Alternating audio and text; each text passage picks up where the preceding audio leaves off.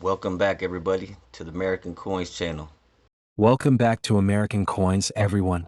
Today, we are talking about the 1983 Philadelphia Lincoln Memorial, 1-cent penny. We're looking for the double die on the reverse on the words 1 and cent, and then we're looking for we can't weigh the coin today to see if it's over 2.9 G, because anything 2.9 G and up, it's a $15,000 coin, folks, just like that. If you come across a coin in 1983 that weighs 2.9 and up, let me know. I will buy it, no questions asked, just as fast, just like that.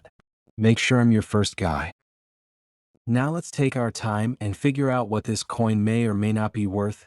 Please do check your pennies and make sure to weigh each penny or Lincoln Cent Memorial and look for the weight 2.9 G and up, so anywhere from 2.9, folks, on the scales. It must weigh 2.9 and up. I'm looking to buy it, let me know. I would be very much appreciated. Thank you for tuning in to the American Coins channel, your one-stop shop for the latest and updated coin tips, coin prices, and coin values. Thank you.